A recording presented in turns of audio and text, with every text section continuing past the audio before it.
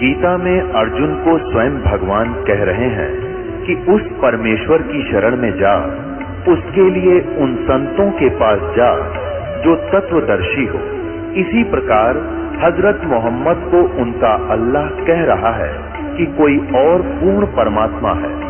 उसको पाने के लिए उन तत्वदर्शी संत की तलाश कर। वो प्रभु कौन है, ये जानने के लिए कृपया अवश्य सुनिए जगत गुरु तत्वदर्शी संत रामपाल जी महाराज के अमृत वचन।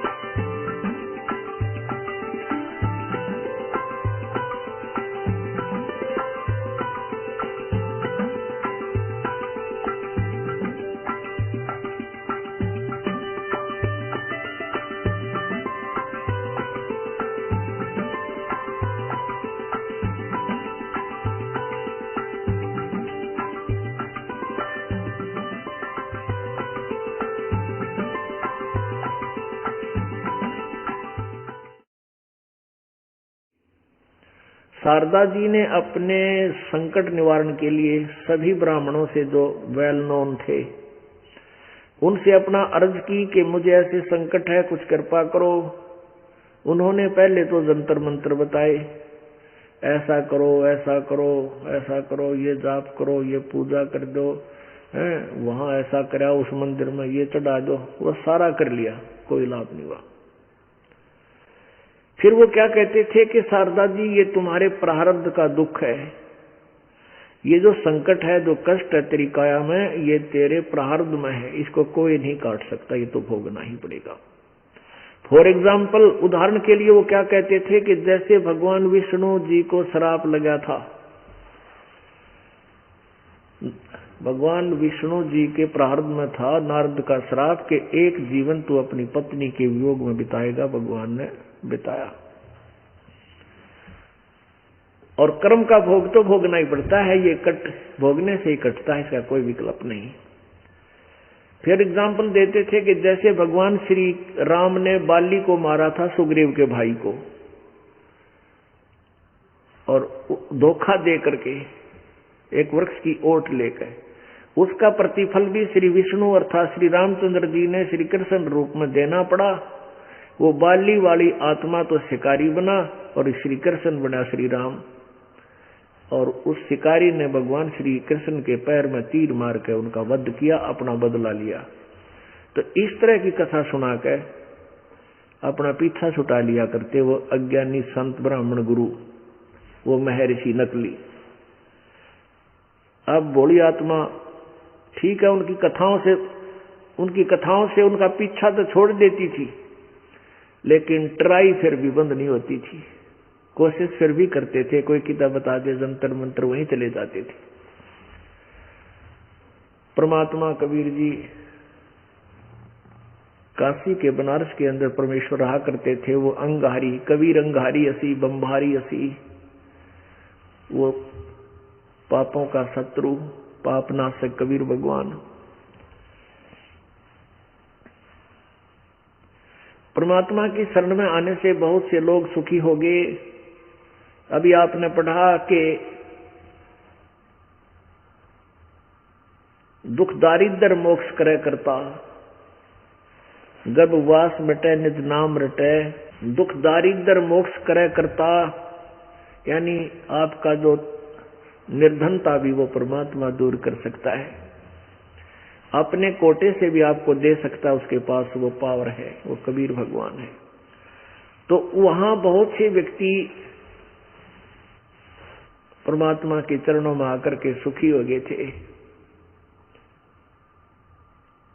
एक बहन जो शारदा के निकट रहती थी, वो शारदा के पास गई। उसने देखा कि अब बहुत दिनों से दुखी है ब्राह्मणी, और इसको कह दूं, इसको समझा दूं, इसके बाग जाग जा, हमारे गुरु जी से उपदेश ले ले, या सुखी हो जाएगी। उस बहन ने जो परमात्मा कबीर जी की शिष्या थी, उस शारदा पंडितानी से कहा कि ब्राह्मणी कुशल हो? वो कहने लगी, बहन काहे की कुशल हो, मैं तो अपने दुख में इतनी दुखी हूं, उंगलियों पर दिन गिन रही हूं कद मेरी मृत्यु हो। ना खाया जाता है, ना सोया जाता है, बहुत परेशान रहती हूं, ना साबत सांस आता है। अब ये दुख सुनकर उस बहन परमेश्वर की प्यारी आत्मा शिष्या ने कहा, बहन एक अर्ज करूं मैं आपसे, आप हमारे गुरुजी से उपदेश ले लो, नाम ले लो, आपका दुख दूर हो जाएगा। अब वो कहने लगी कि कौन है आपके गुरुजी? उसने बताया बहन ने कि जुलाहों वाली कॉलोनी में और कबीर नाम से वो परमात्मा आए हुए हैं। धानक जुलाहा कबीर। तो वो कहने लगी है, तेरी अक्ल मारी जा रही, तने शर्म नहीं आती? मैं ब्राह्मणी, हम पंडित और वो एक शूद्र जाति का, उसको मैं गुरु बनाऊंगी। बेबे आज के बाद मेरे से मत कहना। अब उस बहन ने बहुत चेष्टा की, लेकिन उस कर्महीन ने हाथ नहीं रखने दिया, बात भी नहीं सुनी। कहने लगी, बेबे तो अपना जबान बंद कर ले और जा तू यहां से, बता के थूकेगी दुनिया मेरे को, मैं ब्राह्मणी और एक दानक था नाम। उसमें छुआ छात चरम सीमा पर थी। वह तो आएगी अपने मन में न्यू सोच कर दे, किसी कर्म ठोक है भगवान आ रे पहचानती कोई ना। आज ब्राह्मणी बनी, फिर कल न कुतिया बनेगी जन सत भक्ति ना करी थे। उसके बाद एक और बहन गई जो उसके काफी निकट थी। यही क्योंकि कोई भी कहीं दुखी नजर आता है तो परमात्मा की प्यारी आत्मा चाहती है कि ये अगर सच्चे दिल से मालिक के शरण में चला गया, इसका दुख नहीं रहेगा, क्योंकि परमात्मा सब दुख दूर करता है, सब दुख किसी प्रकार का भी हो। उसने भी ऐसे ही कुशल मंगल पूछा उस बहन ने शारदा जी पंडितानी से। उसने भी अपना दुख, शारदा ने अपना दुख उसी तरह व्यक्त किया कि बहन मेरा तो जीवन नरक हो रहा है, ना मैं सुख से सांस ले पाती हूँ, ना खाना खा जा सकती हूँ, दिन रात तड़प कर अपना टाइम पास कर रही हूँ। तो उस बहन ने पूछा कि कहीं इलाज नहीं करवाया आपने? शारदा ने कहा, मैंने इलाज में कोई कमी नहीं छोड़ी। फिर उस बहन ने कहा कि कोई संत साधु के पास गई कि हाँ, मैंने कोई संत नहीं छोड़ा आसपास जिनका बोलबाला था। उन सभी ने ये बताया है कि ये तेरी किस्मत में लिखा हुआ तेरे प्रारब्ध का दुख है, ये भोगे पार पड़ेगी। उनके द्वारा दिए गए जंतर मंत्र भी मैंने सारे कर दिए। उस बहन ने कहा जो परमात्मा की शिष्या थे कि बहन मेरी एक अर्ज है तेरे से, एक संत के पास और चली जा, तू तेरा पाप, ये दुख दूर हो जाएगा, ये तेरा कष्ट नहीं रहेगा। अब कहते हैं मरता क्या नहीं करता। उसने सोची चल कोई हो सकता है, कोई छुपा हो कोई संत और हो जाए, यूं क्या करें ना जाने कब दया हो जाए मालिक की किसके माध्यम से। ये सोचकर उसने कहा कि कौन है ऐसा संत? परमात्मा की शिष्या बहन ने कहा कि हमारे गुरुजी। क्या नाम है आपके गुरुदेव का? कबीर परमात्मा। वह बोली, वो धानक, वो दुलाहा, वो शूद्र जाति का। 3 बार बोल गई एक का सांस में, कहते सांस भी ना हो था। अब परमात्मा कहते हैं नित्यानंद जी जो एक ब्राह्मण थे जाति के, नंदलाल नाम था, फिर वो संत की शरण में आने से नित्यानंद कहलाए। उन्होंने जब ज्ञान हुआ कि वो क्या कहते थे, ब्राह्मण कुल में जन्म था मैं करता बहुत मरोड़, और गुरु गुमानी दास ने दिया कुबद गढ़ तोड़े। ये कुबद का गढ़ और है, ऊंच जाति, अच्छा पोस्ट प्राप्त, नाड़े ना मुड़े, फिर ऊंट बनाओगा भगवान उनको, ले भाई अपनी ऊंची गर्दन रखिए, खूब ऊंचा रहिए बेटा तू। अब वह एकदम लाल होगी, वह भी जानेगी पंडितानी तो 100 पर सुई गई इसकी नो बड़ी बाण नाराज मत प्रार्थना करना आई थी, मानने ना माने तेरी सलाह, लेकिन तेरा दुख दूर होगा वहीं पृथ्वी पर, और कहीं ठिकाना नहीं, बेशक अब मर ले दुख पाले। वो कहने लगी, विचार दिया उसने कि बहन आज तो ब्राह्मणी है, आप तो ज्ञान तो मानती हो कि पुनर्जन्म भी होगा, कहाँ होगा, तो आप किसी भी जाति में जन्म ले सकती हो, किसी भी जीव का जन्म धारण कर सकती हो सकता है कल आप जुलाहो में जन्म ले फिर दान की हो जाएगी। आज पंडितानी की जो है ना नाड़नी मूर्ति इसमें आड़ में बैठी है, वह बोली कुछ नहीं, सभी करती नहीं जी, और कहा बहन तू जा अपना काम कर। ये इतना भयंकर जो जाल है काल का, कैसे सीमाओं में बांट दिया हमारे को। अब मरना मंजूर, लेकिन उस मालिक के पास जाना स्वीकार नहीं। तेरा गजब भैया। अब ऐसे वो अपना समय व्यतीत कर रही थी। एक दिन एक ब्राह्मण परमात्मा कबीर जी और रामानंद स्वामी जो ब्राह्मण जाति के थे उनकी वार्ता हुई थी एक बार, जिससे उस रामानंद जी 104 साल के ब्राह्मण को 5 वर्षीय कबीर दानक ने, कबीर जुलाहे ने उसको नतमस्तक कर दिया था ज्ञान और समाधान में। तब उस रामानंद जी से और कबीर जी की जो वार्ता हो रही थी, एक दुखी ब्राह्मण गया था और रामानंद जी के पास अपना कष्ट निवारण करवाने के लिए। रामानंद जी ने जंतर मंत्र बताए थे, वो सारे कर लिए। तो रामानंद जी उस समय उसको ये कह रहा था कि बेटा कर्म का फल तो भोगना ही पड़ेगा, पाप तो भोग्य कटेगा। तब परमात्मा ने कहा था, रामानंद जी आप मिसगाइडेड हैं, आप वेदों से परिचित नहीं है। आप वेदों को मानते भी हो और वेदों को सही मानते हो। 8वें यजुर्वेद के 8वें अध्याय के 13वें श्लोक में लिखा है कि परमात्मा घोर पाप को भी काट देता है। अब रामानंद जी ने याद तो थे सारे मंत्र जंत्र, अब जान गया भाई बात तो कट्टे की कह। उधर से रामानंद जी ने स्वीकृति दी, वेद खोल कर देखे वो जो का तू पाया। तो वो ब्राह्मण जो दुखी उसके पास गया था रामानंद जी से संकट निवारण, वो कबीर जी के चरणों में पड़ गया, कहने लगा भगवान मैं बहुत दुखी हूं। तब रामानंद जी का भ्रम निवारण करके फिर कबीर परमात्मा के पास वो कुछ दिनों के बाद आया। कौन? वो ब्राह्मण दुखी, और वो सुखी हो गया। उसके घर में 4-5 सदस्य थे, सारे दुखी थे। घर में इतना निर्धनता थी कि समय पर आहार भी नहीं था। कई बार वो ब्राह्मण कह रहा था कि मैंने अपने पूरे परिवार को विष देने का विचार कर लिया था कि जीवन नरक हो चुका है, इतना कर्जा दुनिया का हो गया, कोई बाहर भी ना निकलन देते इनके इलाज कराने में। और परमात्मा के पास गए थे, वो सारे स्वस्थ हो गए। धीरे धीरे भक्ति की दृढ़ विश्वास हो गया और ऐसी बरकत करी परमात्मा ने, वो कर्ज से मुक्त भी हो गया था। वो ब्राह्मण और उस शारदा जी ब्राह्मणी का निकटतम रिलेटिव था, रिश्तेदार था। एक दिन अचानक वो चला गया हुआ, मालिक भेजे करे करावे साइया मन में लहर उठा, दादू से दरजीव के आप बगल हो जा। क्योंकि वो शारदा भी उस परमात्मा कबीर जी की बेटी थी, आत्मा थी, लेकिन वो काल में उसका वो ब्राह्मणी आड़ा फीत लादी थी, इसलिए भगवान को पहचान नहीं रही थी वो प्यारी आत्मा। परमेश्वर कहते हैं 100 छल छिद्र मैं करूं अपने जन के काज, 100 छल छिद्र करता हूं अपने बच्चे को निकालने के लिए।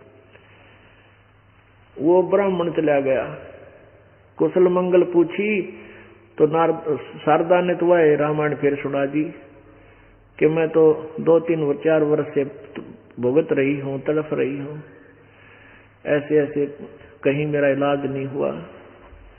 तब उस ब्राह्मण ने कहा कि आप मेरे गुरुदेव से नाम ले लो, उपदेश दीक्षा दे लो, तेरा रोग नहीं रहेगा, पट मिश्राणी तेरा रोग नहीं रहेगा। अब उस शारदा ने सोचा कि भी ये तो ब्राह्मण है और ब्राह्मण गुरु को बना रखा होगा। तो शारदा कहने लगी सचमुच आराम हो जाएगा, मेरे को देख ले, मैं कितना दुखी था, मेरे परिवार में के कैर टूट रहा था, आप तो परिचित हैं। कहने लगी हाँ, तुम सारे स्वस्थ हो गए, काम कभी सारे ठीक हो गए। क्योंकि वो कई बार तो शारदा और वो इकट्ठे ही कहीं जाते थे दुख निवारण के लिए किसी संत के पास, ऐसा भी उनका कोई चांस सजा था, इसलिए और अच्छी तरह परिचित थी। तो उसको एक आशा की चिंगारी दिखी, कि आशा की किरण दिखाई दी कि शायद ही बात बनेगी, ये स्वस्थ हो गए तो मैं भी हो जाऊंगी, उसी संत से नाम लूंगी। कौन है आपके गुरुजी, मुझे ले चलो वहां। अब वो कहने लगे मेरे गुरुजी हैं कबीर जी, बंदी छोड़ कबीर जी। जो कहने लगी वो दानक, वो जुलाहा, वो शूद्र जाति का, तेरे भाग फूट गए, तने शर्म नहीं आई ब्राह्मण हो गए हैं, अरे नीच जाति वाले को गुरु बना लिया, तने तो हमारा बट्टा ला दिया। अब वो कहने लगा, वो ब्राह्मण कहने लगा कि भगतनी बात सुने, आपने कितनी वाणी बोल दी, एक परमात्मा के विषय में ये शब्द कहना तेरी जुबान कट जाएगी, पहले तो जुबान संभाल कर बात कर, तो किसको क्या कह रही है। अन्यू बता मेरे साथ के दुर्गति हो रही थी मेरी, और इस ब्राह्मण समाज ने मेरे को के दे दिया था। मैं किसी से 10 रुपए ले रखे थे ना, वहां दोबारा जाता था तो उसके त्योड़ी पड़ जाया करती, कितना निकटतम रिश्तेदार था, जो सोचा करता पैसे मांगना है, और मैं भी जान जाता कि इसकी नजर बदलेगी मेरा देखते ही। मैं यावा होकर शर्मिंदा होकर के उनके घर प्रवेश होता था, और उधर से बच्चों की चिंता हाहाकार मची हुई थी, मेरे से नफरत हो गई थी इस ब्राह्मण समाज ने, रिश्तेदारों ने। आज इस परमात्मा की कृपा से वो जिनसे मैं कर्ज लाता था, आज वो मेरे से कर्ज ले रहे हैं मिश्राणी, और कुएं में पड़तरा ना जी करता तो जा बड़ा अपना कर्म फोड़ बन भूतनी। अब वो न्यू कह उठ कर चला गया। उधर से इस बात का खटका उसका लग गया कि यू तो कति नरक भोग रहा था पूरा परिवार, मैं तो अकेली दुखी है, ये सारे दुखी थे। और या की बात है, जो आओ इन्हों का कबीर जी से नाम लेते हैं सारे सुखी होते हैं। तो उसके मन में न्यू आया कि कभी यहाँ आसपास कहीं वो किसी का सत्संग होगा उस संत का, तो मैं वेश बदल के और चुपके से उनकी परीक्षा लूंगी, अगर उनने मेरा आशीर्वाद दे दिया, सिर पर हाथ रखते मैं ठीक होगी तो चरण पकड़ लूंगी, ना तो चुपके से वापस आ जाऊंगी। अब परमात्मा कहते हैं कि मेरे तो छानी है, 100 सब छिद्र मैं करूं। उसी समय परमात्मा ने रजा बख्शी, उन्हीं के पड़ोस में तीसरा चौथा घर पांचवा घर दूर एक गरीब भगत के घर पर परमात्मा ने सत्संग रख दिया अपने सेवक के। और वो आसपास चर्चा चली कि वहां कबीर जी सत्संग करने आएंगे भगत के, वो कान्ना में पड़ गई उस पंडितानी के, शारदा के। अब उसने अपनी वेशभूषा बदली, क्योंकि विशेषकर ब्राह्मण लोग ब्राह्मणी साड़ी बांधा करती, तो उस दिन वहां की अलग से जो वेशभूषा थी उस तरह के कपड़े पहन के और मुंह पर घूंघट करके ये सोच कर गई थी कि यदि मेरे सिर पर हाथ रखते ही मैं आराम महसूस करूंगी तो मैं नाम लूंगी, ना तो वापस उठाऊंगी, किसी के पहचान में भी ना आऊंगी। तो वहां 50-100 भक्त भक्तजन इकट्ठे हुए, एकत्रित हुए, एक जोत जला रखी थी खड़ी दीपक की हवन के रूप में, उसमें वही एक रोशनी का माध्यम था, वहां बैठे भक्तों के लिए वो दीपक का काम भी करे थी, और हवन भी होया करता, जैसी की जोत वहां जगा दी जाती थी। टिमटमाती रोशनी थी, परमात्मा को आसन दिया हुआ था, वो बैठे थे आराम से, और भक्त आ रहे थे, आशीर्वाद ले रहे थे, अपने अपने स्थान पर बहन भाई अलग अलग विराजमान होते जा रहे थे। अब वो पंडितानी आई शारदा, मुंह पर घूंघट करके आया करती तकरीबन, उसमें एक खास रिवाज थी। और आकर परमात्मा के चरणों में सिर रखा। परमात्मा कबीर जी ने आशीर्वाद दिया, सिर पे हाथ रख के कहा कि ए सर्वानंद की माँ, आज दानक के पास कैसे आएगी, तेरा तो धर्म भ्रष्ट हो गया। और हाथ उठाया भी नहीं था परमात्मा ने, जैसे करंट आ जाया करे इस तरह शरीर एकदम स्वस्थ हो गया और कति फूल जैसा गात हो गया। कोई पीड़ा नहीं रही, नहीं तो इतनी दुखी थी, चलना भी ढंग से नहीं था। अब वो दुख एकदम कष्ट निवारण होते ही वहीं की वहीं, और फिर वो पहचान ली घूंघट में कह, उन पड़ोसियों के पहचान में भी ना होती। परमात्मा ने कहा कि सर्वानंद की माँ, शारदा कैसे आ गई दानक दुलाए के घर पे, तेरा के कहेंगे तेरे भाईचारा, तेरे पंडित लोग। चरणा में पड़ गई और कहने लगी, भगवान और ना कहो, मैं तो घड़ी नीच आत्मा हूं। परमात्मा पुण्यात्मा, ये मन है ना, ये इस जीव की गिगी बंध रहे, यो इसने डडन पर चढ़ा कर रखा है, तू तो बड़ी ऊंची जाति का है, तू फलाना है। और जब ये परमात्मा के पास आत्मा आ जाती है, यो मन भाग जाता बाहर, यो बड़ा शरारती है। और आत्मा उसकी है ही, इसमें ना अभिमान है ना अहंकार है। ये तो मन इसने ठाए रखा है लठ पे, और फिर पटक दे ठावे कि गद्दे कुत्ते की जुनी में मराड़े जाए। अब परमात्मा कहे, मन के मते ना चारियो, मन है पक्का दूत, ले डूबा दरिया में फिर जा, हाथ छूटे, गद्दा बना के छोड़ देगा कि सैर सपट्टे करते हैं। अब उस समय उस प्यारी आत्मा, अकेली आत्मा थी, मन मर गया, भाग गया वहां से, चरणा में पड़ गई। ना तो ब्राह्मण समाज दिखाई दिया, अपनी जान दिखाई दी। फिर वह बैठ गई वहां पर, फिर मालिक ने फिर सत्संग सुनाया, सृष्टि रचना सुनाई।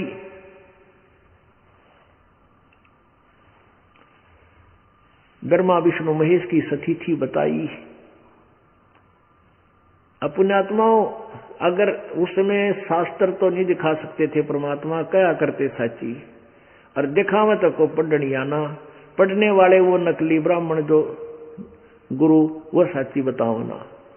तो परमात्मा ऐसे पहले इतना दुख दूर कर दिया कर दे कि उस आत्मा ने किताब आनाकानी करण की, अग्रम अग्रम करण की गुंजाइश नहीं रहे थी। अब जो भी परमात्मा कहे थे वह शारदा बैठी बैठी सारी स्वीकार करे, हाँ जी हाँ जी। अब परमात्मा बता रहे थे कि तुम जैसे कोई प्रश्न कर दिया खड़ा होकर के, हे महाराज जी, आप कह रहे हो श्री कृष्ण और राम, श्री कृष्ण और भगवान विष्णु जो है जीव का प्रारब्ध में परिवर्तन नहीं कर सकते। भगवान श्री कृष्ण जी ने अर्थात विष्णु जी ने मोर ध्वज राजा के पुत्र ताम्र ध्वज को आरे से कटवा कर, और जो मृत्यु को प्राप्त हो गया था, फिर जीवित कर दिया। परमात्मा ने कहा, बेटा तुम अभी इनकम्प्लीट नॉलेज रखते हो, अधूरा ज्ञान है तुम्हारा। अब श्री कृष्ण जी ने मोर ध्वज के पुत्र ताम्र ध्वज को तो जीवित कर दिया। कारण क्या है? क्योंकि उसका पिछला संस्कार, उसके सांस बाकी थे, आयु शेष थी। और वही श्री कृष्ण जी अपने भाणजे, सगे भाणजे अभिमन्यु को जीवित नहीं कर सके, जो महाभारत के युद्ध में प्रथम दिन ही मृत्यु को प्राप्त हो गया था। सुभद्रा रोए और कृष्ण जी रोए, भाणजा मर गया इकलौता। 500 पांडव रो, उनका कुल नाश हो गया, कोई और संतान नहीं थी। तो वहां क्यों नहीं जीवित कर सके? तब उस श्रोता ने कहा, भगवान ये भी कंसेप्ट आप ही क्लियर करोगे? तो परमात्मा ने कहा कि अभिमन्यु की आयु शेष नहीं थी, इसलिए श्री कृष्ण विवश थे उसको जीवित करने में। और उस ताम्र ध्वज लड़के की आयु शेष थी, इसलिए उसको काट के जीवित कर देना। काट के ये कटे हुए शरीर को जीवित ऐसे जो का यू कर देना, ये इन भगवानों की पावर के अंदर है, लेकिन ये आयु नहीं दे सकते, ये संकट निवारण नहीं कर सकते। परमात्मा ने बताया कि जैसे दुर्वासा जी ने श्राप दिया था श्री कृष्ण, यादव कुल को तरफ, यादव कुल का नाश होगा। श्री कृष्ण जी ने समाधान बताया था कि जिस कढ़ाई को गर्भ के रूप में बनाया था, उस लोहे की कढ़ाई को घिसा कर डाल दो जमुना में और कपड़े फूंक दो, जिसे स्वांग किया था गर्भवती स्त्री का प्रद्युम्न ने। सब कर दिया गया, लेकिन फिर भी श्राप ज्यों का त्यों। फिर श्री कृष्ण जी ने कहा कि तुम सारे यादव नर जाकर के जमुना में स्नान कर लो, तुम्हारा पाप श्राप कट जाएगा। श्राप नहीं कटा, सारे यादव कट गए थे। अब इन बातों के क्योंकि सटीक उदाहरण है परमात्मा के, शारदा जी को कोई शंका नहीं रही। लगातार कई सत्संग सुने, समर्पण कर दिया, भगवान कहाँ छुप रहे थे ये मेरे मालिक। अब क्या होता है कि एक उनका पुत्र था शारदा जी का, सर्वानंद पंडित। उसने अटबट करके अपने समय के सभी उन विद्वान ब्राह्मणों से को शास्त्रार्थ करके पराजित कर दिया।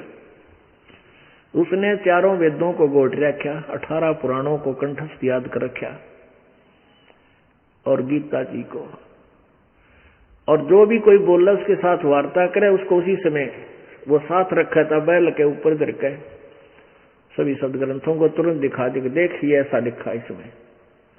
अभी से वो विद्वान दूसरे थे, आंधा में आंधे की कौड़ी पड़ रही थी, आंधों के आंधों से कुश्ती हो रही थी वो। चलो तो सर्वानंद ने सभी विद्वानों को पराजित कर दिया। अब उसने सोचा मैं अपनी मां से अपना नाम सर्वाजीत रखवाऊंगा। सर्वजीत यानी मेरे नाम से ही सबको ये विदित हो जावे कि कौन है सर्वाजीत, जिसने सबको जीत लिया, सब विद्वानों को जीत लिया, वो है भाई वो सर्वाजीत। वो अपनी मां से कहने लगा शारदा जी से कि हे माता जी, आप मेरा नाम सर्वाजीत रख दो। वह मां बोली भाई सर्वानंद के बूंदा नाम है, सर्वानंद भी तो अच्छा नाम है मेरे बेटा, सर्वाजीत की क्यों आवश्यकता पड़ेगी।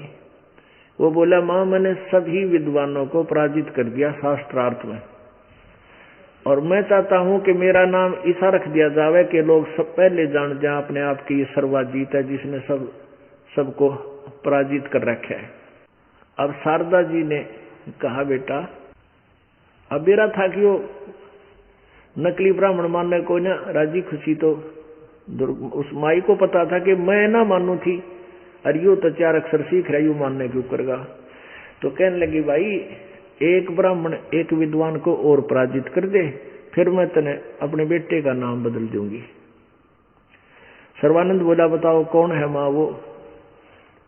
तो माता ने बताया शारदा जी ने कि वो मेरे गुरुजी है, वो कबीर है। अब क्या चक्कर था कि कुछ दिन शारदा जी ने अपने इस जो कबीर जी को गुरु बनाया गुप्त रखा। अब किसी को पता लगेगा इस लड़के ने बेरा पट गया तो ये शर होगा मेरा, और किसी ब्राह्मण ने बेरा पट गया तो वो मेरे साथ रोज खसेंगे। इसलिए उसने कुछ दिन जिक्र नहीं किया आसपास पड़ोस में, मतलब अपने विशेषकर ब्राह्मण वर्ग में, और ना अपने पुत्र को कहा था, बता रखा था। और शारदा परमात्मा की दया होनी थी, या शारदा ने चाहा थी कि बेटे की फड़क वो मेरे गुरु जी काट दे, इसने जब मैं कंसेप्ट क्लियर करूं। तो कहने लगी भाई एक विद्वान और है इस काशी में, तो उसने पराजित कर दे, जब तेरा नाम रखूंगी ना तो तेरी माँ तेरा नाम बदला को नहीं। कहने लगा माँ कौन है वो विद्वान, कि भाई वो कबीर जी हैं और जुल्हा कॉलोनी में। तो वो कहने लगा माँ उसका एड्रेस बता मैंने पूरा। अब उसने तो धुन लाग रही थी कि एक और रोड़ा रह रहा उसे और काट दूं, पर माई ने बता दिया इस कॉलोनी में ऐसे ऐसे उनका मकान है भाई, और कबीर नाम से उस महापुरुष का विद्वान का। उसने हरा दे बेटा फिर तेरा नाम बदल दूंगी। अब सर्वानंद उस एड्रेस पर चल पड़ा, पूरे अपना साजबाज नाम जाम लेकर बैल के ऊपर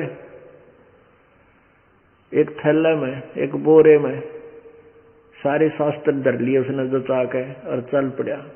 अब जुलाहों की कॉलोनी में और ब्राह्मण आ जा सारे बाहर निकल कर देखा करें, क्योंकि उसमें छुआछात बहुत गनी थी। और वो विद्वान ब्राह्मण सर्वानंद, तो सारे दुल्हे अपनी अपनी झोपड़ियों से निकलकर ऐसे देख रहे हैं जैसे पहले गांव में हाथी आ जाया करता, सारे देखा करते, गांव वाले निकल कर हाथी आ गया, हाथी आ गया। तो ऐसे देख रहे थे। दोपहर का समय और जून का महीना, और ये उत्तर प्रदेश काशी की वो जुलाहा कॉलोनी। अब परमात्मा की रजा, सर्वानंद को इतनी जबरदस्त प्यास लग आई कि 10 मिनट जल ना मिला तो प्राण चले जा। परमात्मा ने क्या लीला करी कि वो कमाली नाम की एक बेटी थी, जो परमात्मा ने शेख तकी, जो सिकंदर लोधी राजा दिल्ली के बादशाह का धार्मिक गुरु था, उसकी बेटी मर चुकी थी, वो कब्र में दबा रखी थी। तो किसी बात पर परमात्मा ने वह लड़की जीवित करी थी कब्र से निकलवा के, और उस लड़की ने अपने पिता के साथ जाने से मना कर दिया था, अपने परम पिता के साथ बेटी रूप में रहा करती थी कबीर जी के पास। तो वो लड़की जल लेने के लिए, मटका भरने के लिए दुल्हाओं के कुएं पर पानी निकाल रही थी बाल्टी से, और सर्वानंद वहां निकट पहुंच गया। उसने देखा शीतल जल मरे था प्यासा, और प्राण आख्या मारी थी। कहने लगे, बेटी तेरा भला हो, पानी प्या मने। अगले ले ब्राह्मण पानी पी ले। तो लड़की ने वह बाल्टी उसका ने कर दी, उसने ऐसे जल पी लिया। अब पानी पी लिया, उसको पता तो था जल पी लिया, और ये है धनका का, दुल्हाओं का। और लोग के कहेंगे, आसपास देखा उसने, चारों तरफ कोई देखता तो नहीं है। देखा वो सारे देखे, क्योंकि ब्राह्मण धनका के उसमें कॉलोनी मारा दुल्हाओं की में। तो उसने एकदम अपनी बेइज्जती सी महसूस हुई। तो वो कहने लगा उस लड़की से, ए लड़की, ये कुआं कौन जाति वालों का है? वो कमाली बोली, पंडित जी, दुल्हाओं की कॉलोनी में दुल्हाओं का ही कुआं हो सकता है, ब्राह्मणा का तो को नहीं। गुस्से में आके कहने लगा, ए लड़की, तूने पहले क्यों नहीं बताया ये धानकों का कुआं है, दुल्हाओं का कुआं है? और लड़की बोली, पंडित जी, जब तक तेरी जान न हो रही थी तूने पहले क्यों ना पूछा? ये डांट मारन लग रहा, पहले पूछता जब बताती। मैं कौन सी छुपा रही थी? जब तक तेरी जान लकड़ न हो रही थी, जब तक तूने जाति ना दिखी, इब तो जाति आड़ा हो गया। यानी 4 सुनाई।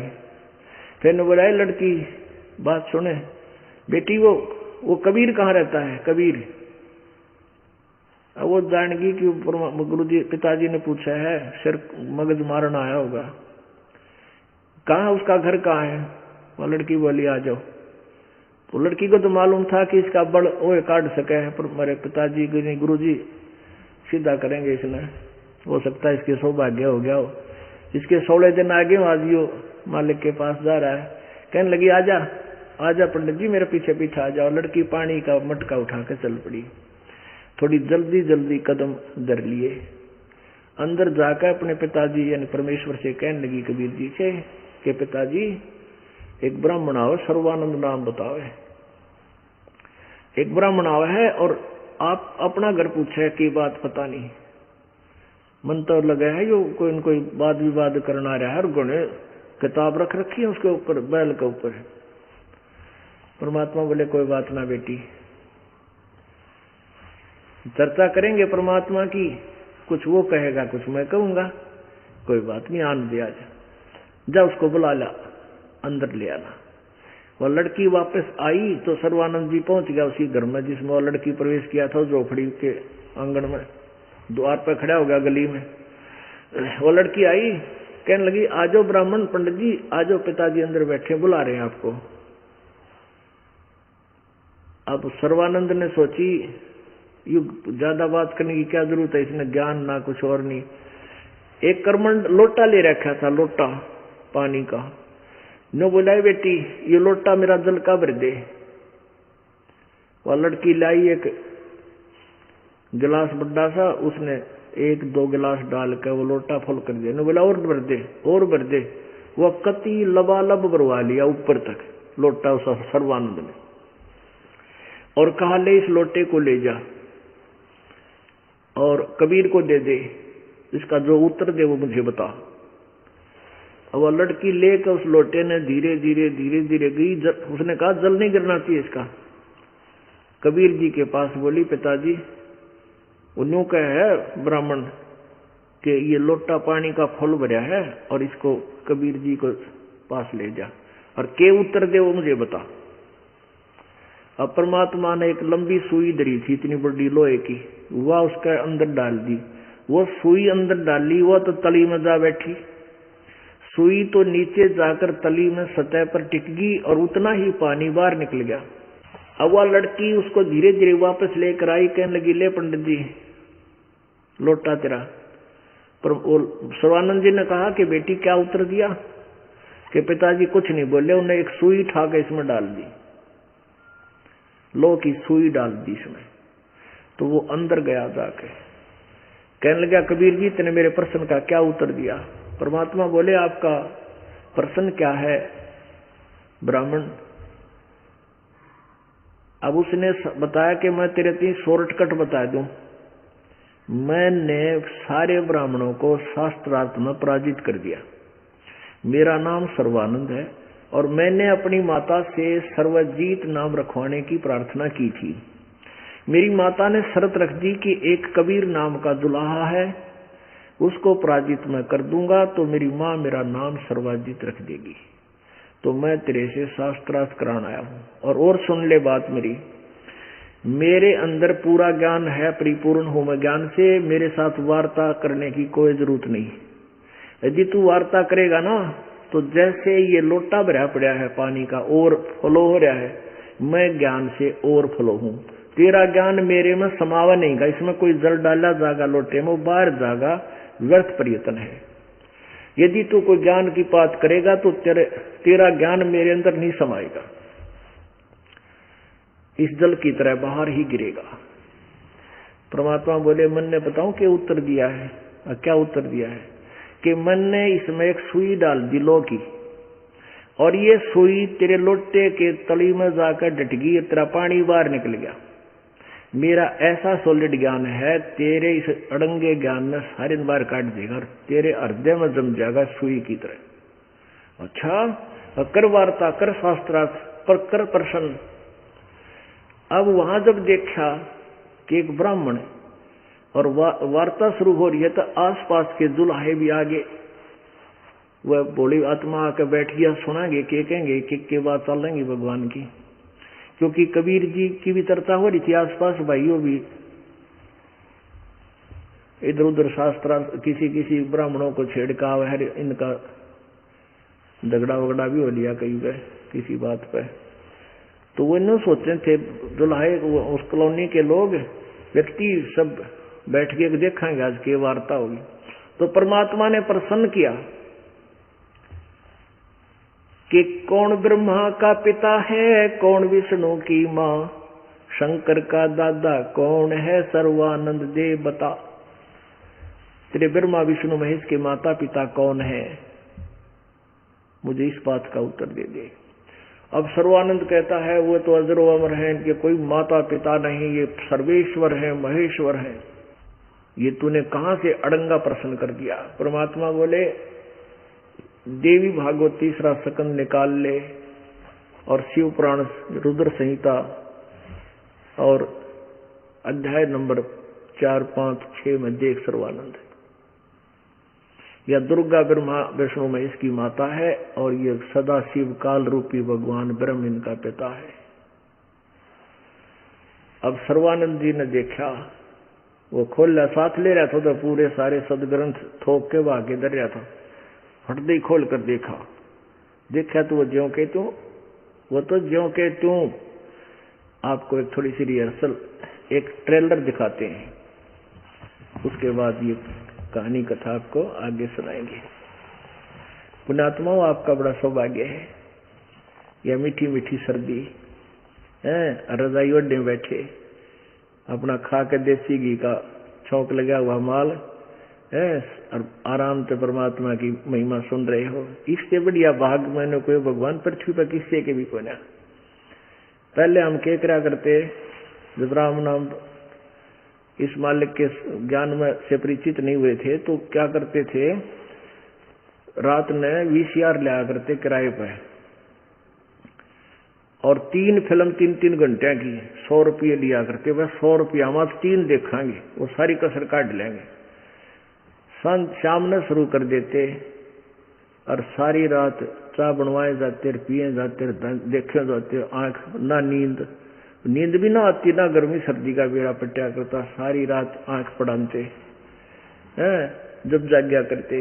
अरे अब परमात्मा की चर्चा, इसमें 10-20 मिनट फालतू भी जागना पड़ गया तो अपना भाग्य सराव है कि आज तो और घनी खुराक मिल गई भगवान की इस आत्मा को।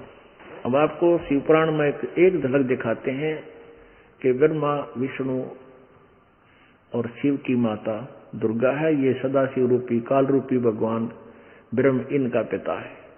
और इन सदग्रंथों को ये ब्राह्मण गुरु और ऋषि महर्षि पढ़ते पढ़ते और सुनाते सुनाते हमारे भी कान बहरे कर रखे थे कि हमने शिवपुराण पढ़ा है, शिवपुराण में लिखा है फिर शिव जी सर्वेश्वर महेश्वर सब यही मालिक है, इनका कोई माता पिता नहीं, ब्रह्मा विष्णु महेश अजरो अमर है। और ये इनमें ये जीवनी बता रही है कि इतना नासवान है, इनके माता पिता भी हैं।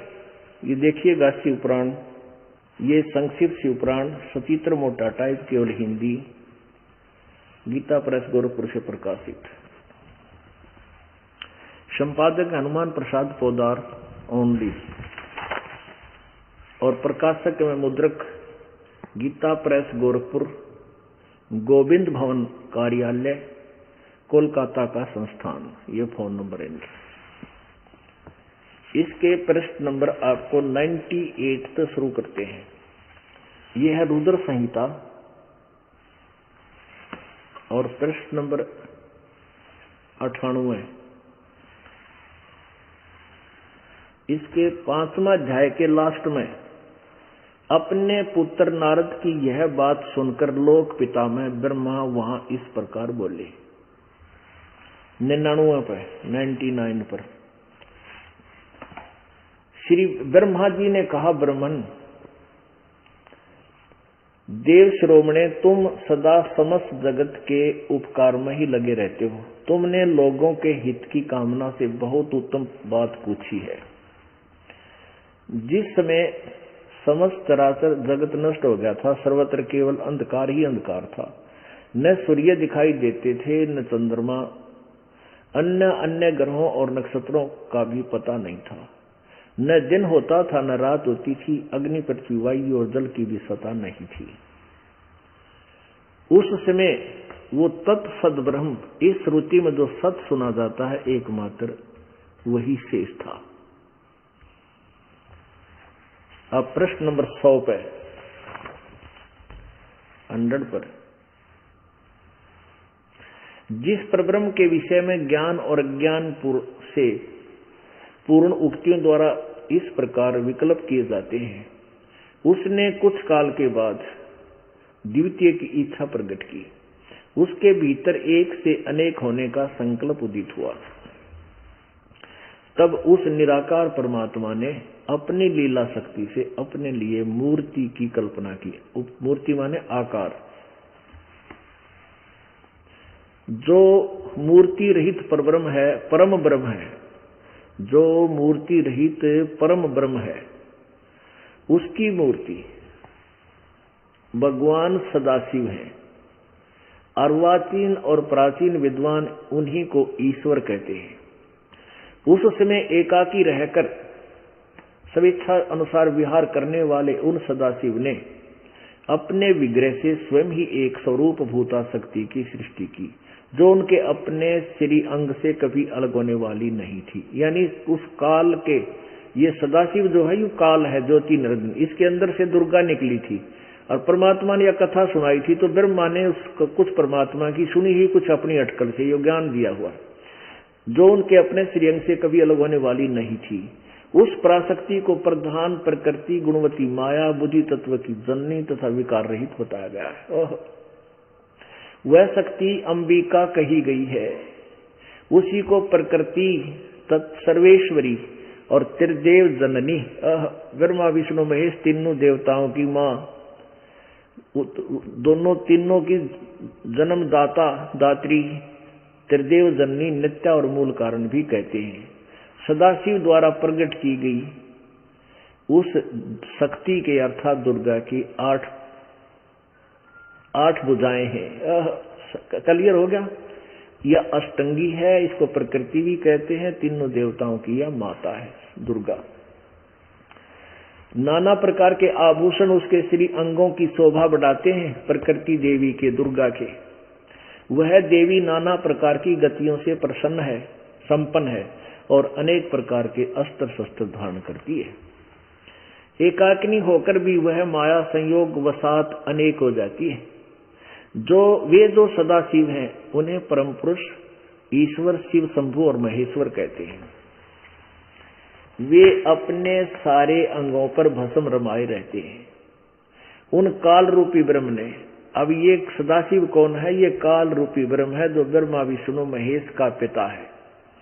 एक समय शक्ति के साथ ही, नाथ शब्द नहीं है, साथ शिवलोक नामक अक्षेत्र का निर्माण किया। उस उत्तम अक्षेत्र को काशी कहते हैं। वह परम निर्वाण तथा या मोक्ष स्थान है जो सबके ऊपर विराजमान है। वे प्रियतम शक्ति और शिव जो परमानंद स्वरूप हैं उस, अब देखो, वो प्रिया और प्रियतम यानी पति पत्नी, शक्ति और शिव दुर्गा और ये काल भगवान जो परमानंद स्वरूप है उस मनोरम अक्षेत्र में नित्य निवास करते हैं। शिव और शिवा ने, दुर्गा और काल ने, ब्रह्म ने प्रलय काल में भी कभी उस अक्षेत्र को अपने सानिध्य से मुक्त नहीं किया। देवर से एक समय उस आनंद वन में रमण करते हुए शिवा यानी दुर्गा और शिव इस काल रूपी ब्रह्म के मन में यह इच्छा हुई कि किसी दूसरे पुरुष की सृष्टि यानी करनी चाहिए, अर्थात कोई बालक उत्पन्न करें, बच्चा उत्पन्न करें, जिस पर यह सृष्टि संचालन का महान भार रखकर हम दोनों केवल काशी में रहकर इच्छा अनुसार विचरने और निर्वाण धारण करें। ऐसा निश्चय करके शक्ति सहित सर्वव्यापी परमेश्वर शिव ने अपने वाम भाग के 10वें अंग पर अमृत मल दिया। फिर तो वहां से एक पुरुष प्रकट हुआ, एक लड़के का जन्म हुआ। 102 पृष्ठ पे शिव ने कहा, वत्स, व्यापक होने के कारण तुम्हारा विष्णु नाम विख्यात हुआ। यहाँ पर यह 6वां अध्याय रुद्र संहिता का समाप्त हुआ। ये 7वां यहाँ प्रारंभ होता है। ब्रह्मा जी कहते हैं देव से, तत्पश्चात कल्याणकारी परमेश्वर शाम सदाशिव ने पूर्ववत प्रयत्न करके मुझे अपने दाहिने अंग से उत्पन्न किया। मुने उन परमेश्वर महेश्वर ने मुझे तुरंत ही अपनी माया से मोहित करके नारायण देव की नाभि कमल में डाल दिया और लीला पूर्वक वहां से मुझे प्रकट किया।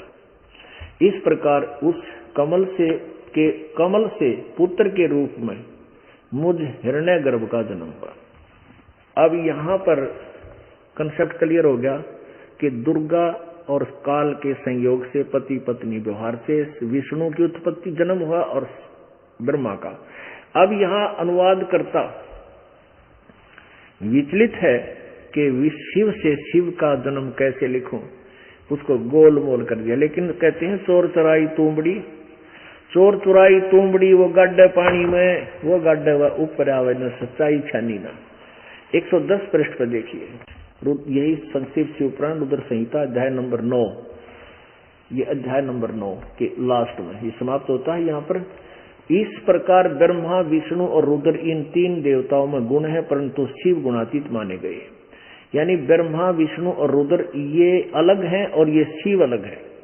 तो यहाँ फिर शंका आ जाती है कि रुद्र और है, महेश और है। इसका कंसेप्ट भी क्लियर कर रखा है पृष्ठ नंबर 25, 26 पे विद्वेश्वर संहिता में। उसमें क्या है कि एक समय ब्रह्मा और विष्णु जी का आपस में झगड़ा हो गया। किस बात पे? ब्रह्मा जी कहते हैं विष्णु जी के पास जाके कि मैं तेरा बाप, तू खड़ा होकर मेरा सत्कार क्यों नहीं करता? विष्णु जी कहते हैं मैं तेरा पिता हूं, ये सारा संसार मेरे अंदर ही समाया हुआ है, तू अपने आप को कैसे? वो कहता है तू मेरा बेटा। यानी विष्णु जी बोले मैं तेरा बाप और ब्रह्मा बोला मैं तेरा बाप। दोनों का वहां पर युद्ध हो गया। तो इस काल भगवान ने उसके दोनों के बीच में इस ज्योति निरंजन ने एक स्तंभ खड़ा कर दिया। ये देखो, ये विद्वेश्वर संहिता संक्षिप्त शिवपुराण 24 पृष्ठ।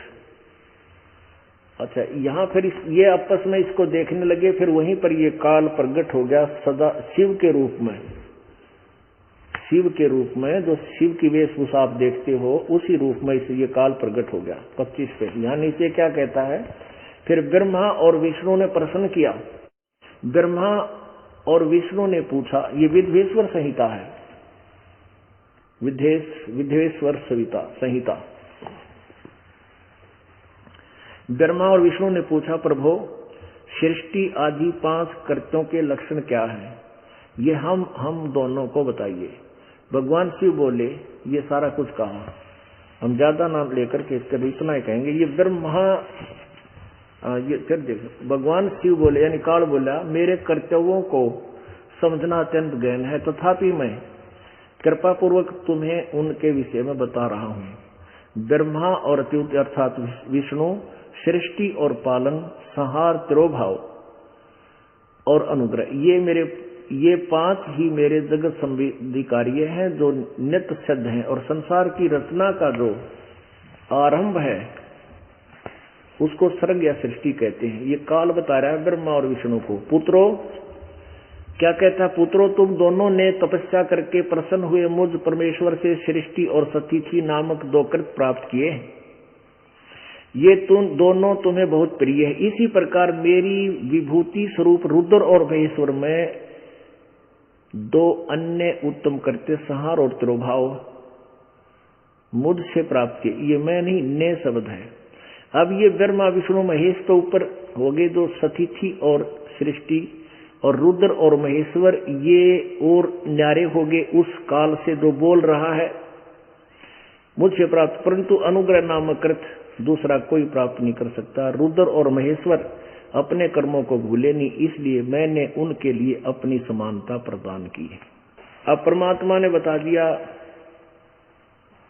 सच्चाई, लेकिन कहते हैं राज तजना सहज है, सहज त्रिया का नेह, और मान बढ़ाई ईर्षा व दुर्लभ तजना ये, या मान बढ़ाई ना छुटती इस प्राणी पे। आंखें देख ली उस नालायक ने, और मान बढ़ाई का भूखा गया तो तेरी सारी ये पंचर हो गया, तेरी सारी ट्यूब में, और बात बिगड़ गई। ओहो, तो इसे सिद्ध है कि ये लोग भगवान नहीं था, तेज बकवाद चाव थे। रब भगवान जिसने कदे तुमने को अशिक्षित था, उसने संस्कृत पढ़ी नहीं, और उसने बता दिया तेरी शिवपुराण में उस पृष्ठ पर उस रुद्र संहिता में ऐसे लिखा है, और फिर भी आंख ना खुली।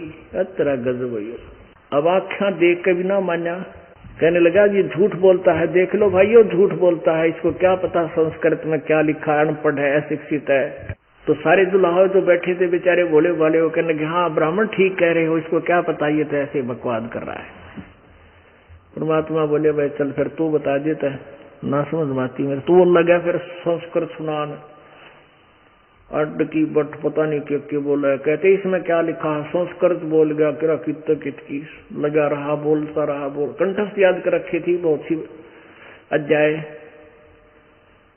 अब परमात्मा पूछे थे ब्रह्मा विष्णु महेश के माता पिता का नाम बता दे, उन्होंने नाट गया और सुनो कर दी संस्कृत में बोलना, तमेव माता चाहे पिता, तमेव बंधु चाहे सखा। अब 1 घंटा वो संस्कृत बोलता ही रहा, तो उन भोली आत्माओं ने विजयी कर दिया, ताड़ी पीट दी, वाह वाह सर्वानंद, वाह सर्वानंद, क्या बात की। और उन श्रोताओं ने पता है सर्वानंद के बांड है बड़ी बूझ, और उसको समर्थन कर दिया, वो विजयी घोषित कर दिया। ये शास्त्रार्थ नहीं हुआ करते पहले पीपल तला बैठ के, इसलिए इन नकलियों का दाव लगा रहा। अब समाज शिक्षित है, शास्त्रार्थ होता है भी, ये देखो ऐसे टीवी चैनल आप होया करेंगे शास्त्रार्थ। पहले तो ये कोई मैदान मान नहीं सकते इस दास के सामने, और आगे तो ये टीवी चैनल पर लाऊंगा इनको पकड़ के, गाँव बैठो सारा संसार देखेगा। एक कमरे में बैठ कर कोई अपनी अपनी गा दे। अब समाज शिक्षित है, सबको दिखाएंगे देखो ये क्या लिखा, ये क्या बोल रहा है नकली, ये सारे फिर रफू चक्कर हो जाएंगे। अब परमात्मा बोल रहा था, पूछ रहा था ब्रह्मा विष्णु में इसका नाम क्या है, और वो सुना रहा है रामायण तेरा कौन से ग्रंथ की कथा। एक समय एक किसान का लड़का 5वीं 6ठी कक्षा में पढ़ा करता। पहले हम भी 6ठी में लगे थे अंग्रेजी सीखनी। अब तो भारत 55 से अंग्रेजी इतने शुरू हुए हैं, पहले पुराने समय की बात। तो 5, 6ठी 7वीं कक्षा का बच्चा था और वो अंग्रेजी में अपने वो याद करा करता, क्या ना, सिक लीव, छुट्टी की प्रार्थना पत्र और कोई माई बेस्ट फ्रेंड का ये ऐसे प्रस्ताव, कोई ऐसे कई प्रकार की याद कर रहा था। तो उसका पिताजी बड़ा राजी हुआ करता, वो किसान, मेरा बेटा के चाड़ा पाड़ा अंग्रेजी बहुत बोल रहा है।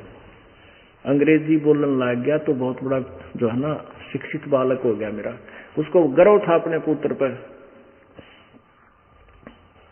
एक दिन संडे का समय था, रविवार का दिन था, छुट्टी थी और किसान अपनी बैलगाड़ी लेकर जा रहा था खेतों में और साथ में वो छुट्टी वाले दिन बेटा भी साथ था। आगे से एक अंग्रेज आ गया अधिकारी अपनी कार मोटर लेकर गाड़ी में, और उसने उनको गाड़ी हाथ से देकर रुकवाया, गाड़ी रोक दी, बैलगाड़ी रोक दी। वो रास्ता पूछा था उस गांव का। उसने अंग्रेजी में पूछा, भी मैंने इस गांव में जाना है, उसका ये मेरा वे रॉन्ग है या राइट? वो पूछा तो नहीं था। वो किसान बोला, रे बेटा यू अंग्रेजी बोल कर हमने मूर्ख बनाना चाहता है, अपनी टोर जमाना चाहता हमारे ऊपर। बेटा तू भी तो जान अंग्रेजी, सुना दे 2 बोल। अब उस लड़के ने सिक लीव सुना दी, छुट्टी के लिए प्रार्थना पत्र अंग्रेजी में। To the headmaster, I am ill today, I can not come to school, please grant me Monday leave, I thank you, ऐसे ऐसे पूरा, you are faithfully so and so. अब वो पूछा था गांव का रास्ता, वो बड़ा सुना हुआ सिक लीव। उस माथे माथ मारा उस अंग्रेज अधिकारी ने, कहने लगा देख कैसे मूर्ख टकरा गए, और गाड़ी लेकर चल पड़ा। तो किसान ने अपने बेटे की कमर थपथपाई, हुआ बेटा आज तने जो अंग्रेजी बोल के और एक अंग्रेज भगा दिया। तो लड़का बोला, पिताजी माई बेस्ट फ्रेंड और याद था, जब वो सुन रहे होते गाड़ी छोड़ के भाग जाओ। तो ये इसे विद्वान थे, परमात्मा पूछ रहे थे भाई ब्रह्मा विष्णु में इसके माता पिता बता दे, और वो सुना रहा है, पता नहीं कौन से ग्रंथ की वो संस्कृत गोट राखी थी, वो सुना दी। अब जब सभी जुलाहों ने वहां बैठे उपस्थित अशिक्षित श्रोताओं ने सर्वानंद को विजयी घोषित कर दिया, परमात्मा बोले भाई ठीक है, मैं हार गया, तू जीत गया, बोल के लिखवाना, क्या करना था वजह कर ले मेरा बीरा, मैं हार गया, तू जीत गया, बस।